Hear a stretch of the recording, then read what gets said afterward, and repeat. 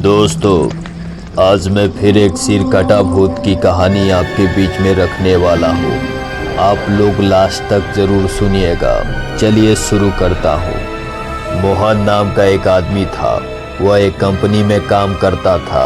वह अपने ऑफिस के काम से अपनी पत्नी सीमा के साथ मुंबई गया था और ऑफिस वाले उसको ठहरने का इंतज़ाम चौपाटी के एक होटल में कर दिया था।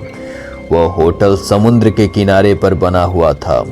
रात के समय सीमा खाना खाकर तुरंत सो गई और मोहन बाहर टहलने के लिए चला गया। रात के करीब 12:30 बज रहे थे। फिर उसी रात को मोहन के साथ एक दिल दहला देने वाला हादसा हुआ। उसने देखा कि समुद्र से कुछ ही दूरी पर एक पति और पत्नी आपस में झगड़ा कर रहे थे। फिर उसने देखा कि उन दोनों में लड़ाई होने लगी और वह आदमी उस लड़की का बाल पकड़कर उसे घसीटने लगा और वह लड़की जोर जोर से चिल्लाने लगी। मोहन दौड़कर उसके पास पहुंच गया। अमावस की रात थी और चारों तरफ अंधेरा ही अंधेरा था। उन दोनों का चेहरा अच्छे से दिख नहीं रही थी। मोहन ने जोर से चिल्लाया, क्या चल रहा है यहाँ? पुलिस बुलाऊं क्या मैं?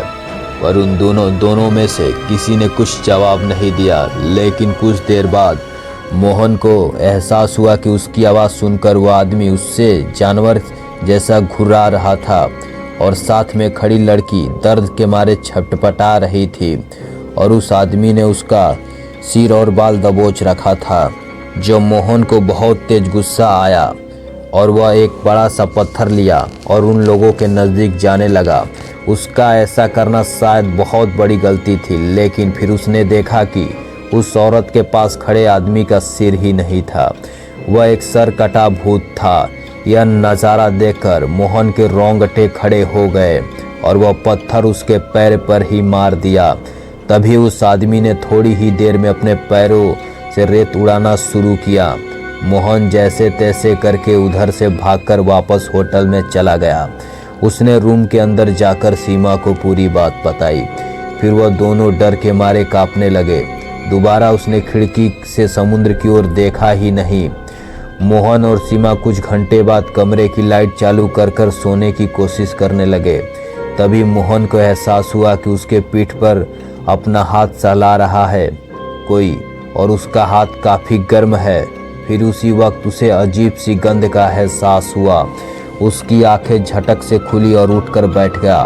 उसने मुड़कर देखा तो उसकी रूह कांप गई, क्योंकि बिस्तर पर उसके अलावा कोई भी नहीं था।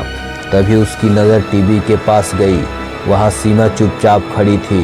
वह उठकर उसके पास जाने लगा, लेकिन पता नहीं क्यों वैसा उसे हो नहीं पा रहा था। उसने लेट लेट ही तेज से चिल्लाया। तभी मोहन ने एक और भयंकर मंजर देखा। सीमा के बगल में पर्दे के पीछे वही बिना सिर वाला आदमी खड़ा था और उसका हाथ सीमा के गर्दन पर था। मोहन को डर के मारे पसीने आने लगे, शरीर ठंडा पड़ने लगा और उसकी आंखें भारी होने लगी। उसके बाद क्या हुआ उसे पता ही नहीं चला। अगले दिन मोहन अस्पताल में था। डॉक्टर ने बताया कि हल्की सी अटैक आई है। उसके कारण वो बेहोश हो गया था। फिर उसने अपने पत्नी से सारी बात बताई, लेकिन उससे कहा कि जैसा आप कह रहे हैं वैसा कुछ भी नहीं हुआ था। आप चिंता मत कीजिए, सब ठीक हो जाएगा। लेकिन मोहन को पता था उस रात का भयानक सच, जिसके बाद वह उस होटल में कभी नहीं गया। आपको यह कहानी कैसी लगी हमें कमेंट करके ज़रूर बताइएगा।